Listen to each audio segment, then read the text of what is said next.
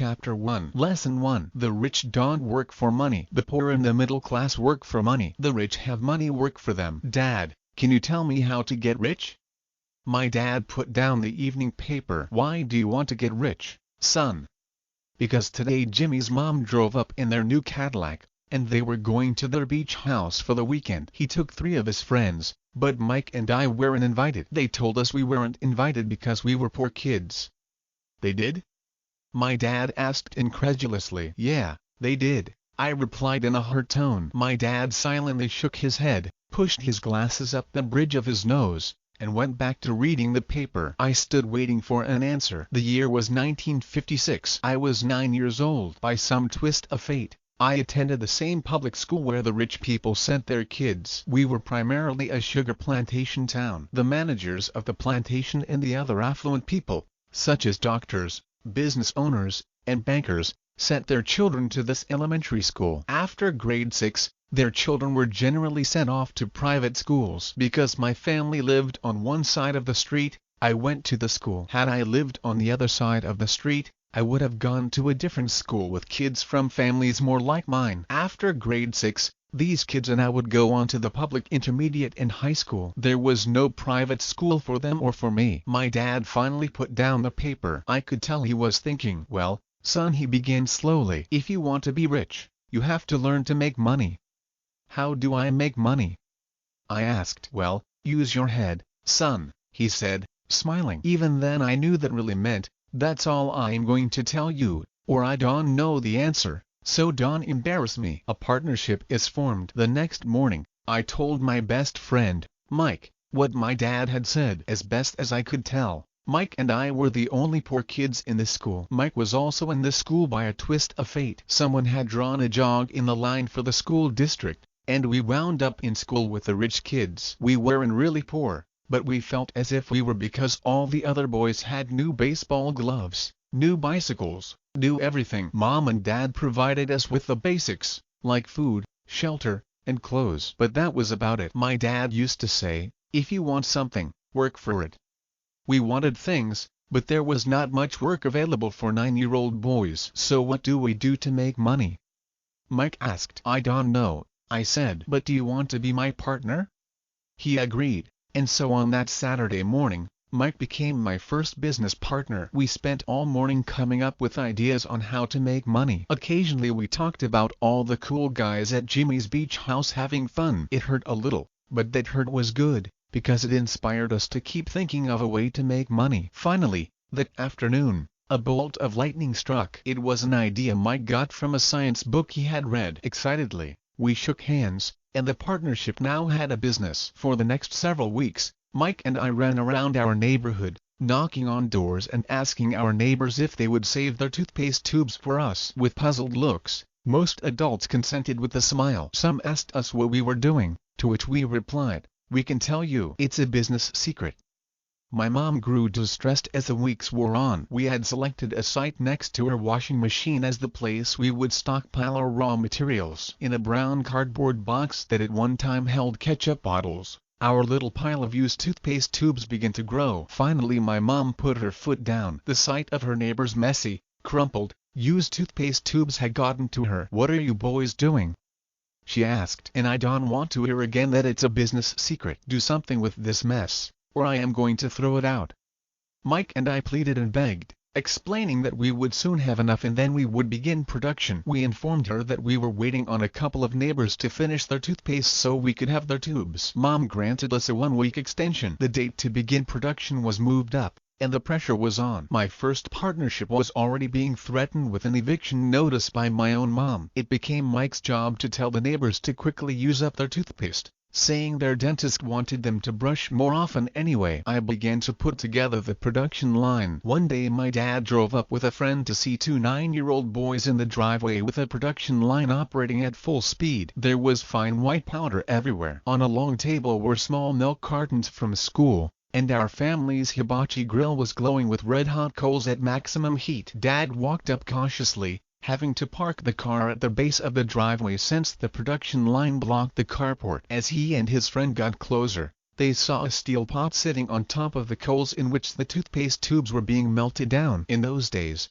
Toothpaste did not come in plastic tubes. The tubes were made of lead. So once the paint was burned off, the tubes were dropped in a small steel pot. They melted until they became liquid, and with my mom's pot holders, we poured the lead through a small hole in the top of the milk cartons. The milk cartons were filled with plaster of Paris. White powder was everywhere. In my haste, I had knocked the bag over, and the entire area looked like it had been hit by a snowstorm. The milk cartons were the outer containers for plaster of Paris molds. My dad and his friend watched as we carefully poured the molten lead through a small hole in the top of the plaster of Paris cube. "Careful," my dad said. I nodded without looking up. Finally, once the pouring was through, I put the steel pot down and smiled at my dad. "What are you boys doing?"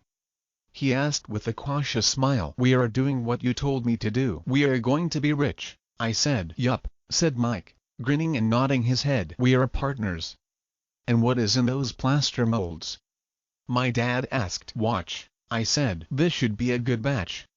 With a small hammer, I tapped at the seal that divided the cube in half. Cautiously, I pulled up the top half of the plaster mold and a lead nickel fell out. "Oh, no!" my dad exclaimed. "You are casting nickels out of lead."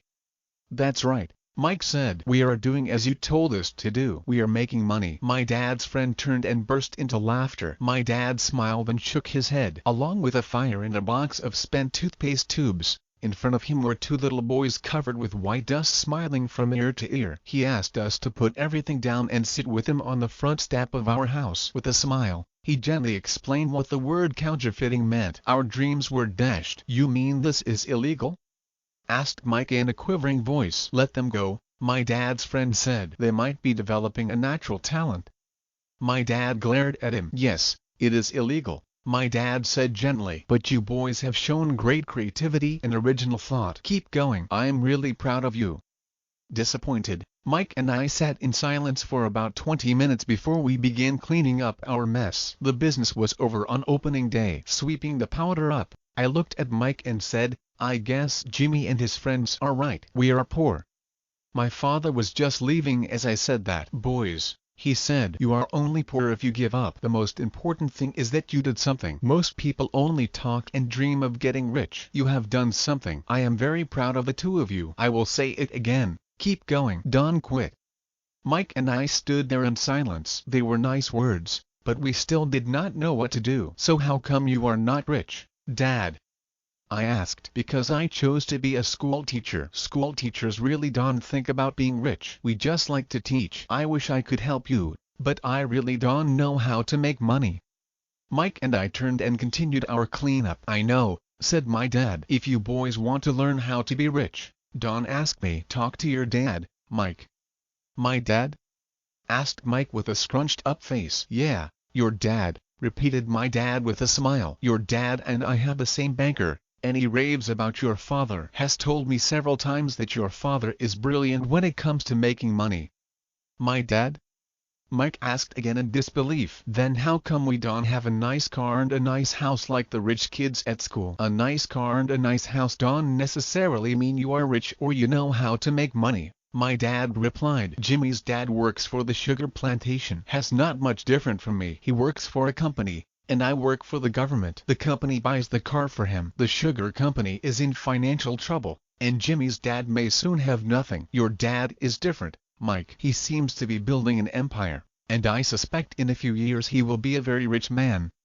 With that, Mike and I got excited again. With new vigor, we began cleaning up the mess caused by our now defunct first business. As we were cleaning, we made plans for how and when to talk to Mike's dad. The problem was that Mike's dad worked long hours and often did not come home until late. His father owned warehouses, a construction company, a chain of stores, and 3 restaurants. It was the restaurants that kept him out late. Mike caught the bus home after we had finished cleaning up. He was going to talk to his dad when he got home that night and ask him if he would teach us how to become rich. Mike promised to call as soon as he had talked to his dad, even if it was late. The phone rang at 8:30 p.m. "Okay," I said. "Next Saturday." I put the phone down. Mike's dad had agreed to meet with us. On Saturday I caught the 7:30 a.m. bus to the poor side of town. The lessons begin. Mike and I met with his dad that morning at 8 o'clock. He was already busy, having been at work for more than an hour. His construction supervisor was just leaving in his pickup truck as I walked up to his simple, small, and tidy home. Mike met me at the door. "Dad's on the phone, and he said to wait on the back porch," Mike said as he opened the door. The old wooden floor creaked as I stepped across the threshold of the aging house. There was a cheap mat just inside the door. The mat was there to hide the years of wear from countless footsteps that the floor had supported. Although clean, it needed to be replaced. I felt claustrophobic as I entered the narrow living room that was filled with old musty overstuffed furniture that today would be collector's items. Sitting on the couch were two women, both a little older than my mom. Across from the women sat a man in workman's clothes. He wore khaki slacks and a khaki shirt, neatly pressed but without starch, and polished work boots. He was about 10 years older than my dad. They smiled as Mike and I walked past them toward the back porch. I smiled back shyly. "Who are those people?" I asked. "Oh, they work for my dad. The older man runs his warehouses, and the women are the managers of the restaurants." And as you arrived, you saw the construction supervisor who is working on a road project about 50 miles from here. His other supervisor, who is building a track of houses, left before you got here. "Does this go on all the time?" I asked. "Not always, but quite often," said Mike, smiling as he pulled up a chair to sit down next to me. "I asked my dad if he would teach us to make money," Mike said. "Oh, and what did he say to that?" I asked with cautious curiosity. "Well, he had a funny look on his face at first, and then he said he would make us an offer." "Oh," I said, rocking my chair back against the wall. I sat there perched on two rear legs of the chair. Mike did the same thing. "Do you know what the offer is?" I asked. "No, but we will soon find out." Suddenly, Mike's dad burst through the rickety screen door and onto the porch. Mike and I jumped to our feet, not out of respect, but because we were startled. "Ready, boys?" he asked as he pulled up a chair to sit down with us. We nodded our heads as we pulled our chairs away from the wall to sit in front of him. He was a big man, about 6 feet tall and 200 pounds. My dad was taller, about the same weight, and 5 years older than Mike's dad. They sort of looked alike, though not of the same ethnic makeup. Maybe their energy was similar. "Mike says you want to learn to make money. Is that correct, Robert?" I nodded my head quickly, but with a little trepidation. He had a lot of power behind his words and smile. "Okay, here's my offer. I will teach you, but I won't do it classroom style. You work for me, I will teach you. You don't work for me, I won't teach you. I can teach you faster if you work, and I am wasting my time if you just want to sit and listen like you do in school. That's my offer. Take it or leave it." "Ah, may I ask a question first?" I asked. "No, take it or leave it. I have got too much work to do to waste my time." "If you can make up your mind decisively, then you will never learn to make money anyway. Opportunities come and go. Being able to know when to make quick decisions is an important skill. You have the opportunity that you asked for. School is beginning, or it's over in 10 seconds, Mike's dad said with a teasing smile. "Take it," I said. "Take it," said Mike. "Good," said Mike's dad. "Mrs. Martin will be by in 10 minutes. After I am through with her, you will ride with her to my superette and you can begin working. I will pay you 10 cents an hour, and you will work 3 hours every Saturday." "But I have a softball game today," I said. Mike's dad lowered his voice to a stern tone. "Take it, or leave it," he said. "I will take it," I replied, choosing to work and learn instead of playing. 30 cents later. By 9 a.m.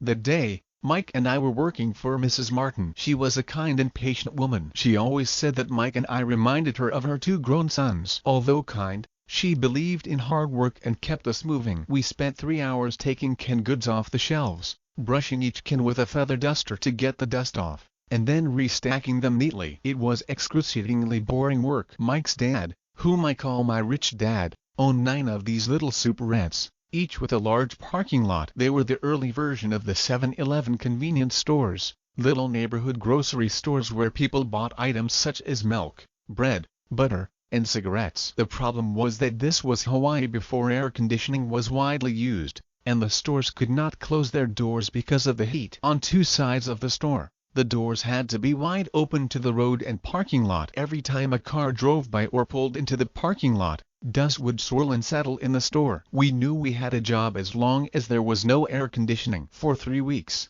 Mike and I reported to Mrs. Martin and worked our 3 hours. By noon, our work was over, and she dropped 3 little dimes in each of our hands. Now, even at the age of 9 in the mid-1950s, 30 cents was not too exciting. Comic books cost 10 cents back then, so I usually spent my money on comic books and went home. By Wednesday of the 4th week, I was ready to quit. I had agreed to work only because I wanted to learn to make money from Mike's dad, and now I was a slave for 10 cents an hour. On top of that, I had not seen Mike's dad since that first Saturday. I am quitting, I told Mike at lunchtime. School was boring, and now I did not even have my Saturdays to look forward to. But it was the 30 cents that really got to me. This time Mike smiled. "What are you laughing at?" I asked with anger and frustration. "Dad said this would happen. He said to meet with him when you were ready to quit." "What?" I said indignantly. "Has been waiting for me to get fed up?" "Sort of," Mike said. "Dad's kind of different. He does and teach like your dad. Your mom and dad lecture a lot. My dad is quiet and a man of few words. You just wait till this Saturday. I will tell him you are ready." "You mean I have been set up?" "No, not really, but maybe. Dad will explain on Saturday." Waiting in line on Saturday, I was ready to face Mike's dad. Even my real dad was angry with him. My real dad, the one I called the poor one, thought that my rich dad was violating child labor laws and should be investigated. My educated, poor dad told me to demand what I deserve, at least 25 cents an hour. My poor dad told me that if I did not get a raise, I was to quit immediately. "You don't need the damn job anyway," said my poor dad with indignation. At 8 o'clock Saturday morning, I walked through the door of Mike's house when Mike's dad opened it. "Take a seat and wait in line," he said as I entered. He turned and disappeared into his little office next to a bedroom. I looked around the room and didn't see Mike anywhere. Feeling awkward, I cautiously sat down next to the same 2 women who were there 4 weeks earlier. They smiled and slid down the couch to make room for me. 45 minutes went by, and I was steaming. The 2 women had met with him and left 30 minutes earlier. An older gentleman was in there for 20 minutes and was also gone. The house was empty, and here I sat in a musty, dark living room on a beautiful sunny Hawaiian day, waiting to talk to a cheapskate who exploited children. I could hear him rustling around the office, talking on the phone, and ignoring me. I was ready to walk out, but for some reason I stayed. Finally, 15 minutes later, at exactly 9 o'clock, Rich Dad walked out of his office, said nothing, and signaled with his hand for me to enter. "I understand you want a raise, or you are going to quit," Rich Dad said as he swiveled in his office chair. "Well, you're not keeping your end of the bargain," I blurted out, nearly in tears. It was really frightening for me to confront a grown-up. "You said that you would teach me if I worked for you." "Well, I have worked for you. I have worked hard. I have given up my baseball games to work for you, but you haven't kept your word, and you haven't taught me anything. You are a crook like everyone in town thinks you are. You are greedy. You want all the money and don't take care of your employees. You made me wait and don't show me any respect. I am only a little boy, but I deserve to be treated better." Rich Dad rocked back in his swivel chair, hands up to his chin, and stared at me. "Not bad," he said. "In less than a month, you sound like most of my employees." "What?" I asked. Not understanding what he was saying, I continued with my grievance. "I thought you were going to keep your end of the bargain and teach me. Instead you want to torture me? That's cruel. That's really cruel." "I am teaching you," Rich Dad said quietly. "What have you taught me?" "Nothing," I said angrily. "You haven't even talked to me once since I agreed to work for peanuts. 10 cents an hour. Ha! I should notify the government about you. We have child labor laws, you know. My dad works for the government, you know." "Wow," said Rich Dad. "Now you sound just like most of the people who used to work for me, people I have either fired or who have quit." "So what do you have to say?" I demanded, feeling pretty brave for a little kid. "You lied to me. I have worked for you, and you have not kept your word. You haven't taught me anything." "How do you know that I have not taught you anything?" asked Rich Dad calmly. "Well, you have never talked to me. I have worked for 3 weeks and you have not taught me anything," I said with a pout. "Does teaching mean talking or a lecture?" Rich Dad asked. "Well, yes," I replied. "That's how they teach you in school," he said, smiling. "But that is not how life teaches you, and I would say that life is the best teacher of all. Most of the time, life does not talk to you. It just sort of pushes you around. Each push is life saying, 'Ake up. There's something I want you to learn.'" "What is this man talking about?" I asked myself silently. Life pushing me around? Was life talking to me? Now I knew I had to quit my job. I was talking to someone who needed to be locked up. If you learn life's lessons, you will do well. If not, life will just continue to push you around. People do two things. Some just let life push them around. Others get angry and push back. But they push back against their boss, or their job, or their husband or wife. They do not know it's life that's pushing. I had no idea what he was talking about. Life pushes all of us around. Some people give up and others fight. A few learn the lesson and move on. They welcome life pushing them around. To these few people, it means they need and want to learn something. They learn and move on. Most quit, and a few like you fight. Rich Dad stood and shut the creaky old wooden window that needed repair. If you learn this lesson, you will grow into a wise, wealthy, and happy young man. If you don't, you will spend your life blaming a job, low pay, or your boss for your problems. You will live life always hoping for that big break that will solve all your money problems.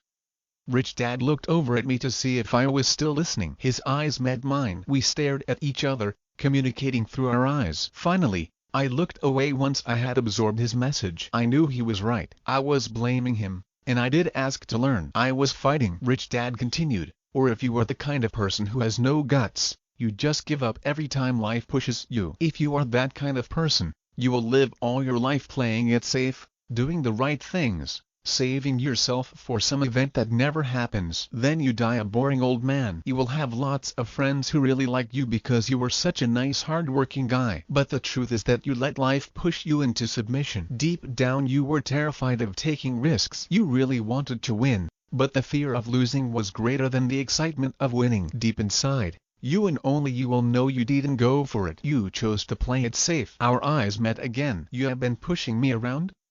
I asked. Some people might say that, smiled Rich Dad. I would say that I just gave you a taste of life. What taste of life?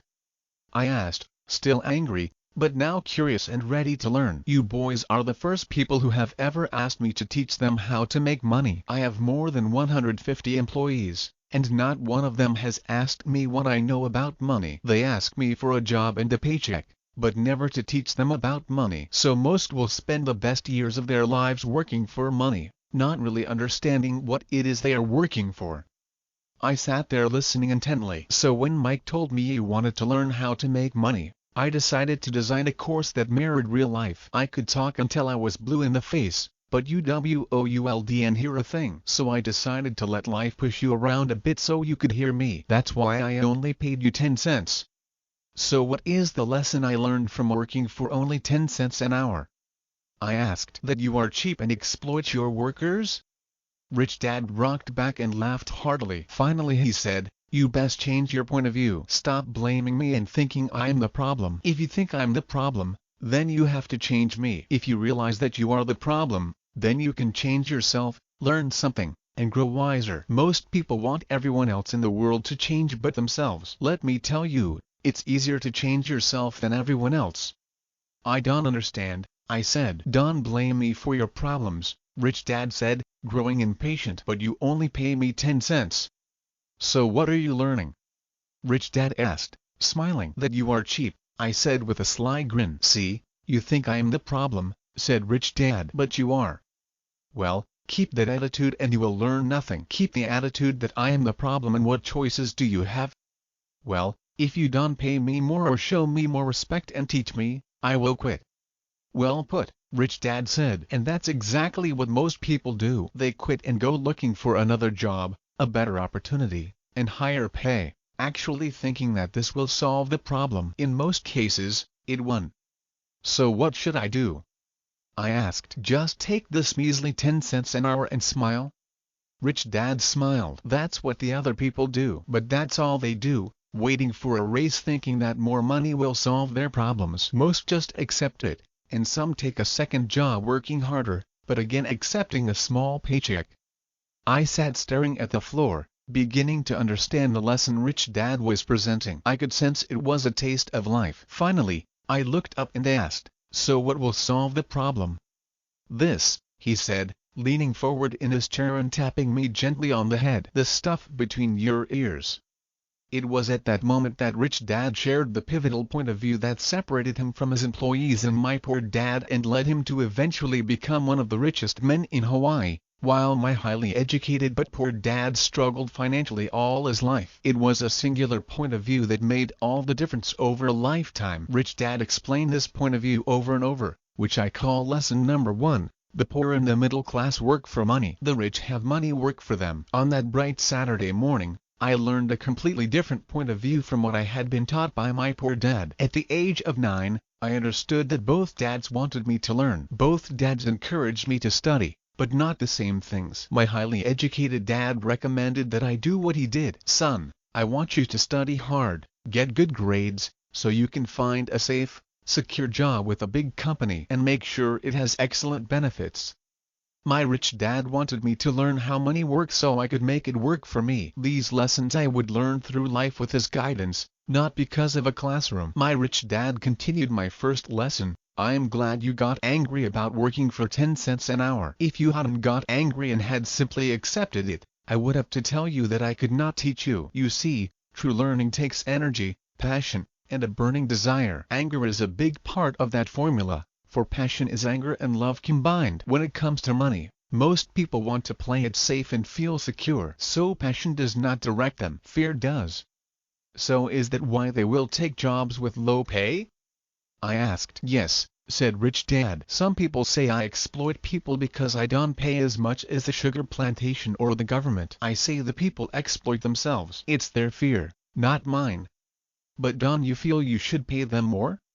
I asked. I don't have to. And besides, more money will not solve their problems. Just look at your dad. He makes a lot of money, and he still can pay his bills. Most people, given more money, only get into more debt. So that's why the 10 cents an hour, I said, smiling. It's a part of the lesson. That's right, smiled Rich Dad. You see, your dad went to school and got an excellent education, so he could get a high-paying job. But he still has money problems because he never learned anything about money in school. On top of that, he believes in working for money. And you, Don? I asked. No, not really, said Rich Dad. If you want to learn to work for money, then stay in school. That is a great place to learn to do that. But if you want to learn how to have money work for you, then I will teach you that. But only if you want to learn. WOULD, and everyone want to learn that? I asked. No, said Rich Dad, simply because it's easier to learn to work for money, especially if fear is your primary emotion when the subject of money is discussed. I don't understand, I said with a frown. Don't worry about that for now. Just know that it's fear that keeps most people working at a job, the fear of not paying their bills, the fear of being fired, the fear of not having enough money, and the fear of starting over. That's the price of studying to learn a profession or trade, and then working for money. Most people become a slave to money and then get angry at their boss. Learning to have money work for you is a completely different course of study? I asked. Absolutely, Rich Dad answered. Absolutely. We sat in silence on that beautiful Hawaiian Saturday morning. My friends had just started their Little League baseball game, but for some reason I was now thankful I had decided to work for 10 cents an hour. I sensed that I was about to learn something my friends WOULD and learn in school. Ready to learn? Asked Rich Dad. Absolutely, I said with a grin. I have kept my promise. I have been teaching you from afar, my Rich Dad said. At 9 years old, you have gotten a taste of what it feels like to work for money. Just multiply your last month by 50 years and you will have an idea of what most people spend their life doing. I don't understand, I said. How did you feel waiting in line to see me, once to get hired and once to ask for more money? Terrible, I said. If you choose to work for money, that is what life will be like, said Rich Dad. And how did you feel when Mrs. Martin dropped 3 dimes in your hand for 3 hours of work? I felt like a WAS and enough. It seemed like nothing. I was disappointed, I said. And that is how most employees feel when they look at their paychecks, especially after all the tax and other deductions are taken out. At least you got 100%. You mean most workers don't get paid everything? I asked with amazement. Heavens no, said Rich Dad. The government always takes its share first. How do they do that? I asked. Taxes, said Rich Dad. You are taxed when you earn. You are taxed when you spend. You are taxed when you save. You are taxed when you die. Why do people let the government do that to them? The rich don't, said Rich Dad with a smile. The poor and the middle class do. I will bet you that I earn more than your dad, yet he pays more in taxes. How can that be? I asked. At my age, that made no sense to me. Why would someone let the government do that to them? Rich Dad rocked slowly and silently in his chair, just looking at me. Ready to learn? He asked. I nodded my head slowly. As I said, there is a lot to learn. Learning how to have money work for you is a lifetime study. Most people go to college for 4 years, and their education ends. I already know that my study of money will continue over my lifetime, simply because the more I find out, the more I find out I need to know. Most people never study the subject. They go to work, get their paycheck, balance their checkbooks, and that's it. Then they wonder why they have money problems. They think that more money will solve the problem and don't realize that it's their lack of financial education that is the problem. So my dad has tax problems because he does and understand money? I asked, confused. Look, said Rich Dad, taxes are just one small section on learning how to have money work for you. Today, I just wanted to find out if you still have the passion to learn about money. Most people don't. They want to go to school, learn a profession, have fun at their work, and earn lots of money. One day they wake up with big money problems, and then they can stop working. That's the price of only knowing how to work for money instead of studying how to have money work for you. So do you still have the passion to learn? Asked Rich Dad. I nodded my head. Good, said Rich Dad. Now get back to work. This time, I will pay you nothing. What? I asked in amazement. You heard me. Nothing. You will work the same 3 hours every Saturday, but this time you will not be paid 10 cents per hour. You said you wanted to learn to not work for money, so I am not going to pay you anything. I could and believe what I was hearing. I have already had this conversation with Mike and Hess already working, dusting and stacking canned goods for free. You better hurry and get back there. That's not fair, I shouted. You have got to pay something. You said you wanted to learn. If you don't learn this now, you will grow up to be like the 2 women and the older man sitting in my living room, working for money and hoping I don't fire them. Or like your dad, earning lots of money only to be in debt up to his eyeballs, hoping more money will solve the problem. If that's what you want, I will go back to our original deal of 10 cents an hour. Or you can do what most adults do, complain that there is not enough pay, quit, and go looking for another job. But what do I do? I asked. Rich Dad tapped me on the head. Use this, he said. If you use it well, you will soon thank me for giving you an opportunity and you will grow into a rich man. I stood there, still not believing what a raw deal I was handed. I came to ask for a raise, and somehow I was instead working for nothing. Rich Dad tapped me on the head again and said, use this. Now get out of here and get back to work. Lesson number 1. The rich do not work for money. I did not tell my poor dad I was not being paid. He would not have understood, and I did not want to try to explain something I did not understand myself. For 3 more weeks, Mike and I worked 3 hours every Saturday for nothing. The work did not bother me, and the routine got easier, but it was the missed baseball games and not being able to afford to buy a few comic books that got to me. Rich Dad stopped by at noon on the 3rd week. We heard his truck pull up in the parking lot and sputter when the engine was turned off. He entered the store and greeted Mrs. Martin with a hug. After finding out how things were going in the store, he reached into the ice cream freezer, pulled out 2 bars, paid for them, and signaled to Mike and me. Let's go for a walk, boys. We crossed the street, dodging a few cars, and walked across a large grassy field where a few adults were playing softball. Sitting down at a lone picnic table, he handed Mike and me the treats. How's it going, boys? Okay, Mike said. I nodded in agreement. Learn anything yet? Rich Dad asked. Mike and I looked at each other, shrugged our shoulders, and shook our heads in unison, avoiding one of life's biggest traps. Well, you boys had better start thinking. You are staring at one of life's biggest lessons. If you learn it, you will enjoy a life of great freedom and security. If you do not, you will wind up like Mrs. Martin and most of the people playing softball in this park. They work very hard for little money, clinging to the illusion of job security and looking forward to a 3-week vacation each year and maybe a skimpy pension after 45 years of service. If that excites you, I will give you a raise to 25 cents an hour. But these are good hard-working people. Are you making fun of them?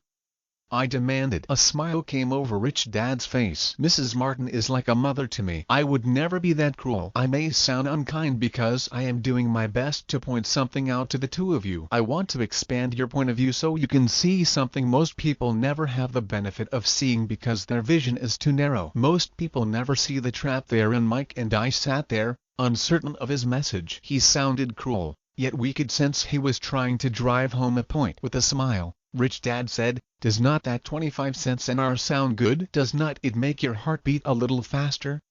I shook my head no, but it really did. 25 cents an hour would be big bucks to me. "Okay, I will pay you $1 an hour," Rich Dad said, with a sly grin. Now my heart started to race. My brain was screaming, "Take it, take it."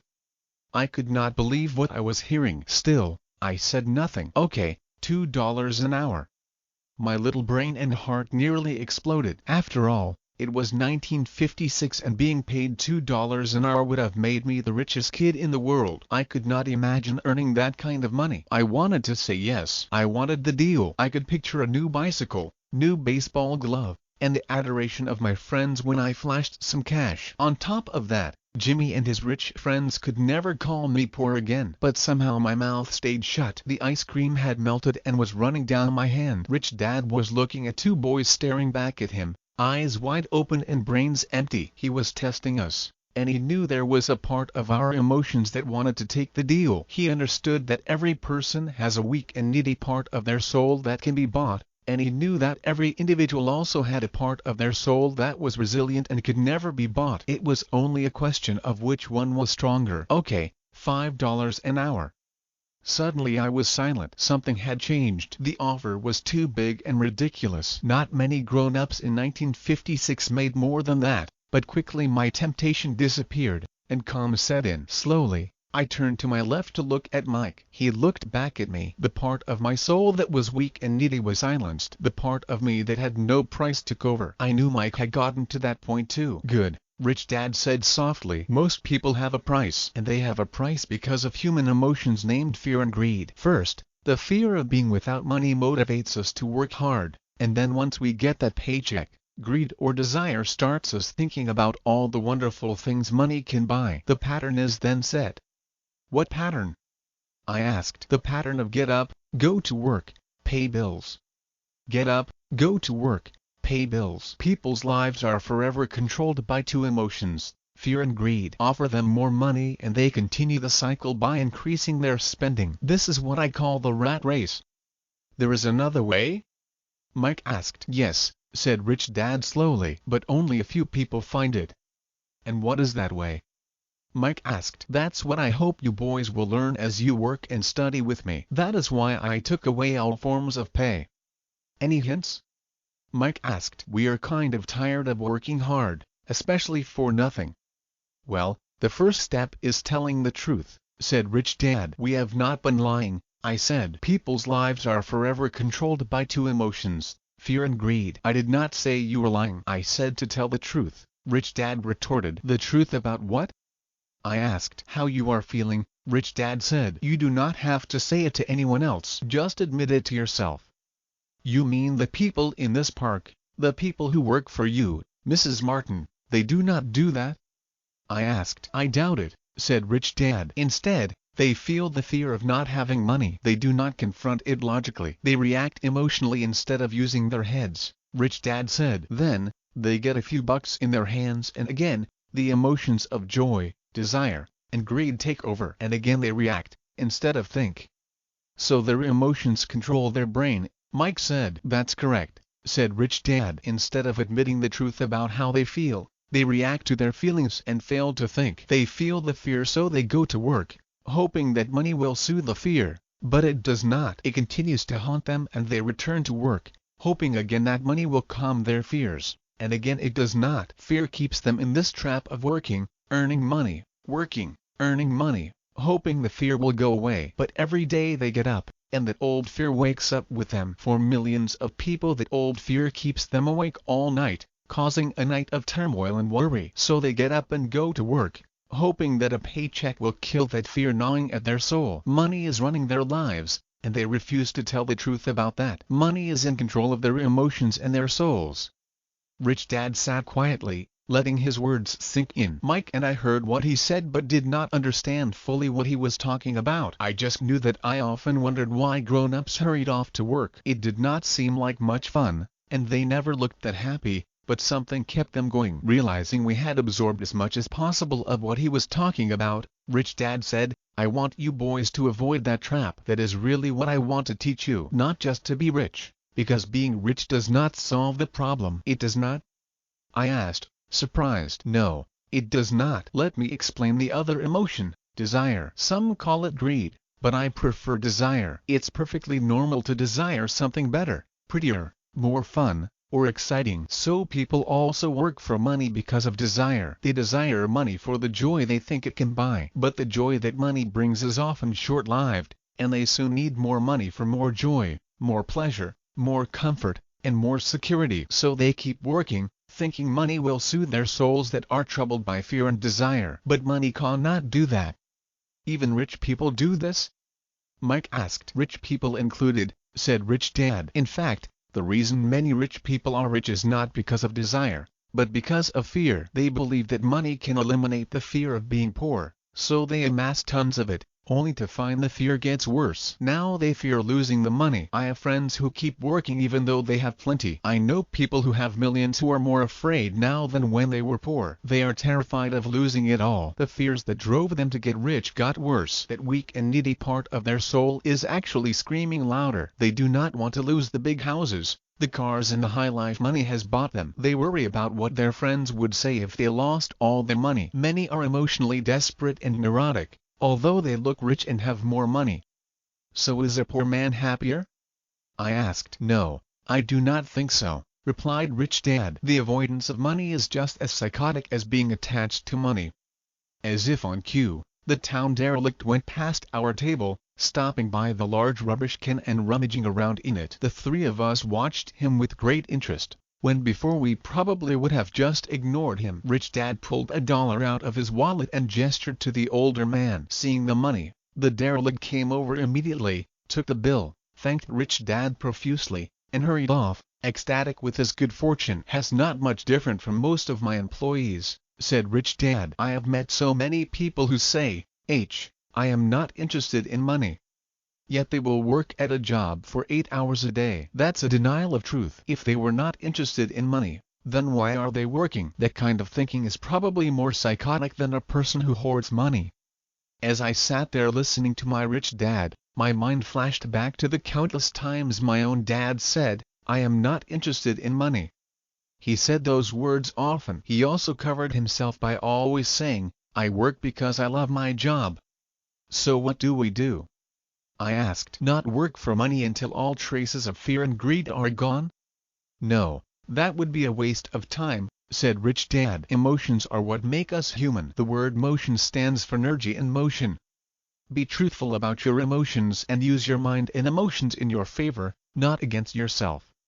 "Whoa," said Mike. "Do not worry about what I just said. It will make more sense in years to come. Just be an observer, not a reactor, to your emotions." Most people do not know that it's their emotions that are doing the thinking. Your emotions are your emotions, but you have got to learn to do your own thinking.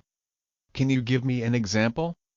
I asked. "Sure," replied Rich Dad. "When a person says, need to find a job, it's most likely an emotion doing the thinking. Fear of not having money generates that thought." "But people do need money if they have bills to pay," I said. "Sure they do," smiled Rich Dad. "All I am saying is that it's fear that is all too often doing the thinking." "I do not understand," said Mike. "For example," said Rich Dad, "if the fear of not having enough money arises, instead of immediately running out to get a job, they instead might ask themselves this question, will a job be the best? So many people say, oh, I am not interested in money. Yet they will work at a job for 8 hours a day. Solution to this fear over the long run? In my opinion, the answer is no. A job is really a short-term solution to a long-term problem. But my dad is always saying, stay in school and get good grades, so you can find a safe, secure job, I interjected, somewhat confused. Yes, I understand he says that, said Rich Dad, smiling. Most people recommend that, and it's a good path for most people. But people make that recommendation primarily out of fear. You mean my dad says that because he's afraid?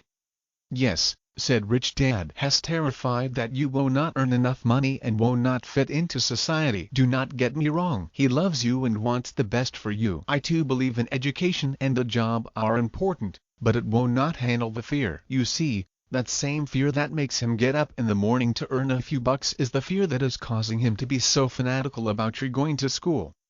So what do you recommend? I asked. I want to teach you to master the power of money, instead of being afraid of it. They do not teach that in school, and, if you do not learn it, you become a slave to money.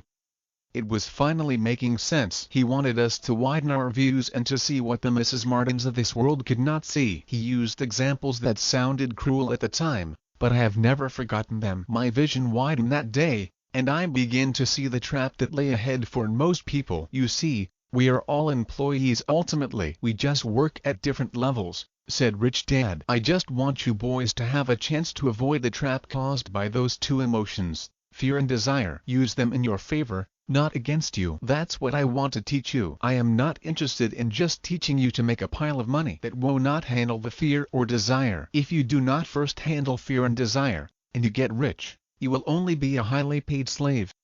So how do we avoid the trap? I asked. The main cause of poverty or financial struggle is fear and ignorance, not the economy or the government or the rich. It's self-inflicted fear and ignorance that keep people trapped. So you boys go to school and get your college degrees, and I will teach you how to stay out of the trap.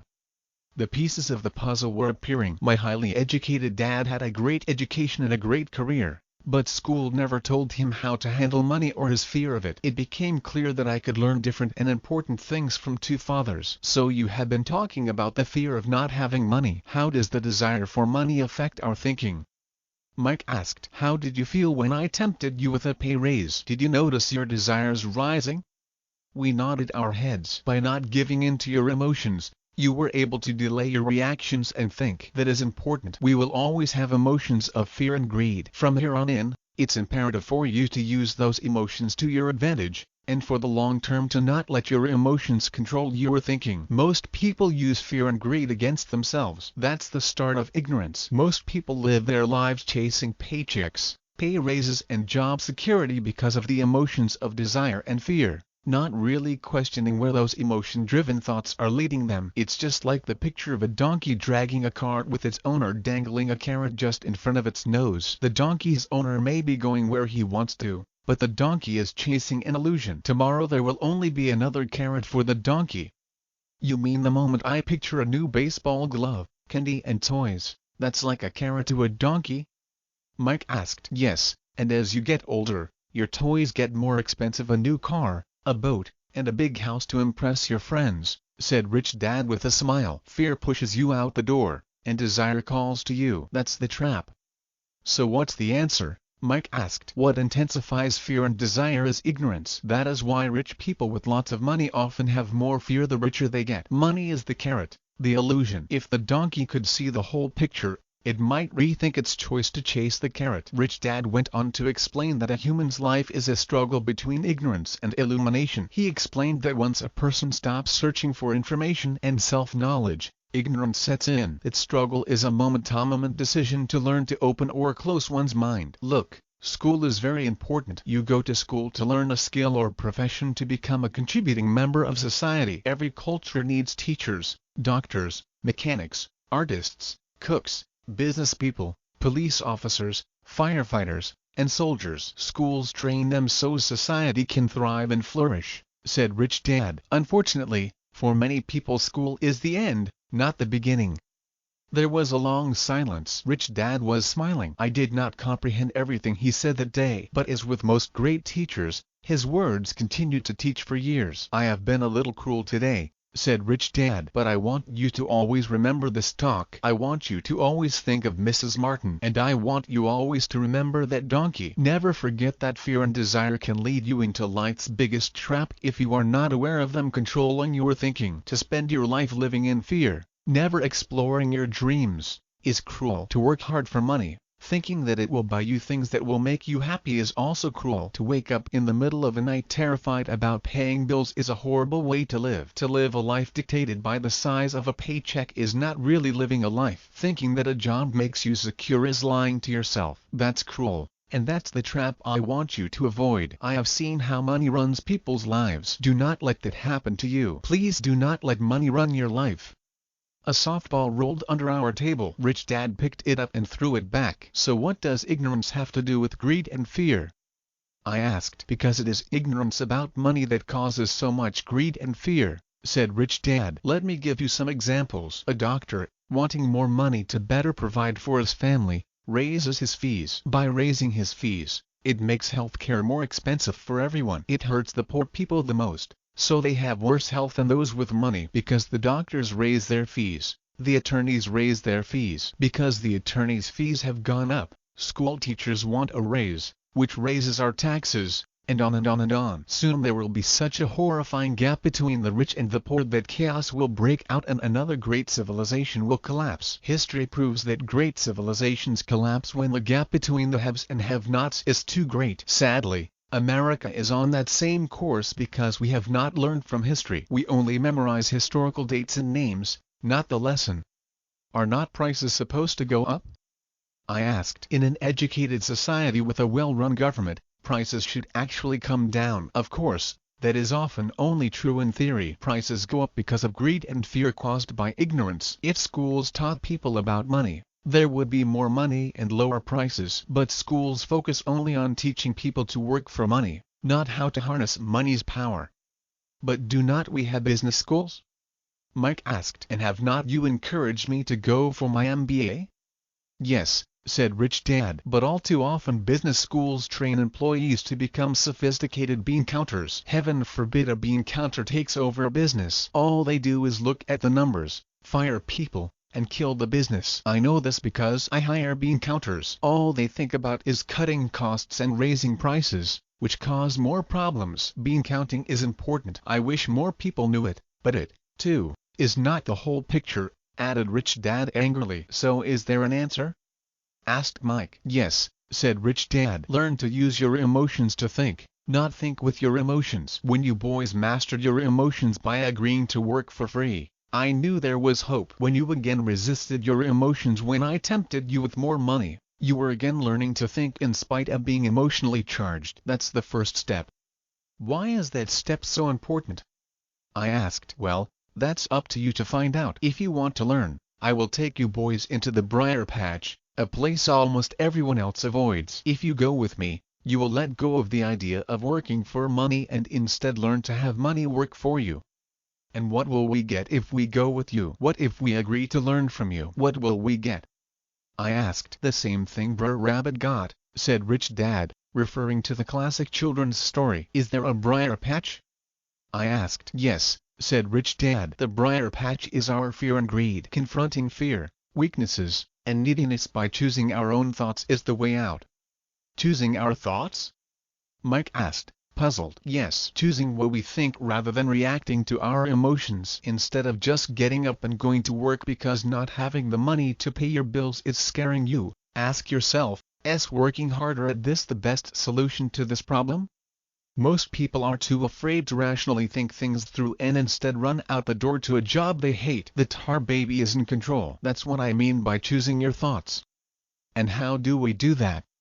Mike asked. That's what I will teach you. I will teach you to have a choice of thoughts rather than a knee-jerk reaction, like gulping down your morning coffee and running out the door. Remember what I said before, a job is only a short-term solution to a long-term problem. Most people have only one problem in mind, and it's short-term. It's the bills at the end of the month. The tar baby. Money controls their lives, or should I say the fear and ignorance about money controls it. So they do as their parents did. They get up every day and go work for money, not taking the time to ask the question, "South there another way?" Their emotions now control their thinking, not their heads. Can you tell the difference between emotions thinking and the head thinking?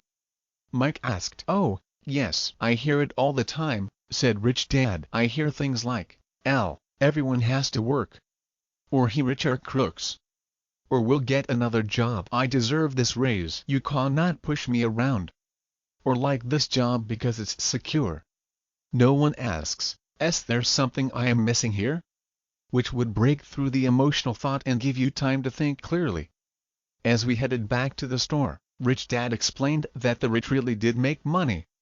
They did not work for it. He went on to explain that when Mike and I were casting 5-cent pieces out of lead, thinking we were making money, we were very close to thinking the way the rich think. The problem was that creating money is legal for the government and banks to do, but illegal for us to do. There are legal ways to create money from nothing, he told us. Rich Dad went on to explain that the rich know that money is an illusion, truly like the carrot for the donkey. It's only out of fear and greed that the illusion of money is held together by billions of people who believe that money is real. It's not. Money is really made up. It is only because of the illusion of confidence and the ignorance of the masses that this house of cards stands. He talked about the gold standard that America was on, and that each dollar bill was actually a silver certificate. What concerned him was the rumor that we would someday go off the gold standard and our dollars would no longer be backed by something tangible. If that happens, boys, all hell will break loose. The poor, the middle class, and the ignorant will have their lives ruined simply because they will continue to believe that money is real and that the company they work for, or the government,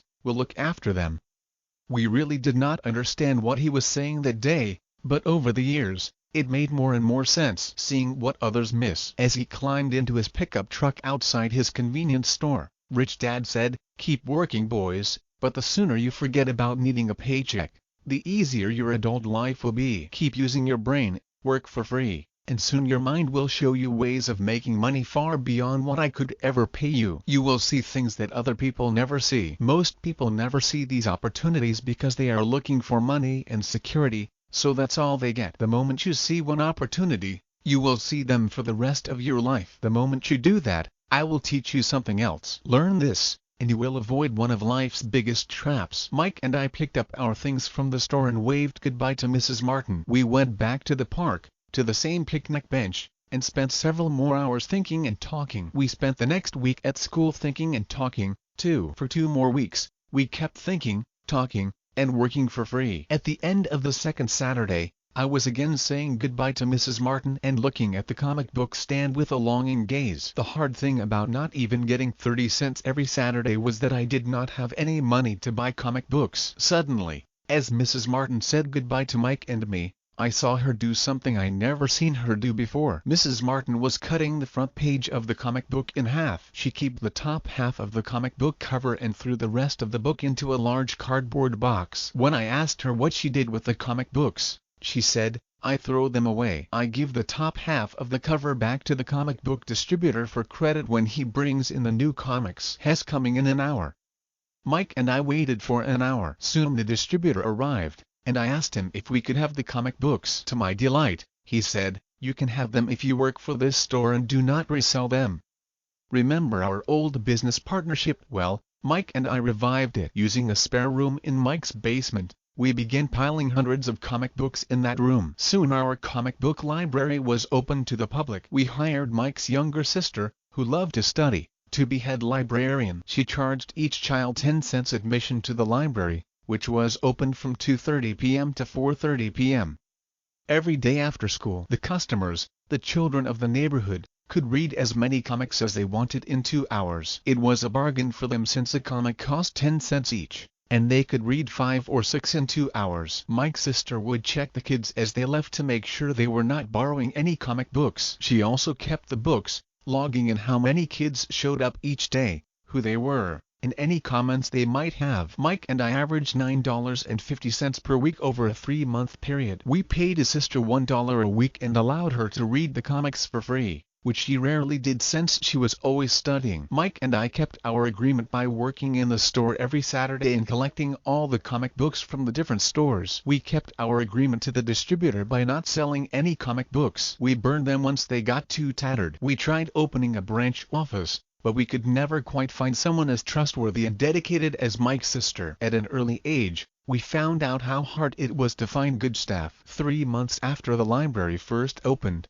a fight broke out in the room. Some bullies from another neighborhood pushed their way in, and Mike's dad suggested we shut down the business. So our comic book business shut down, and we stopped working on Saturdays at the convenience store. But Rich Dad was excited because he had new things he wanted to teach us. He was happy because we had learned our first lesson so well. We learned to make money work for us by not getting paid for our work at the store. We were forced to use our imaginations to identify an opportunity to make money by starting our own business, the comic book library. We were in control of our own finances, not dependent on an employer. The best part was that our business generated money for us, even when we were not physically there. Our money worked for us instead of paying us money. Rich Dad had given us so much more.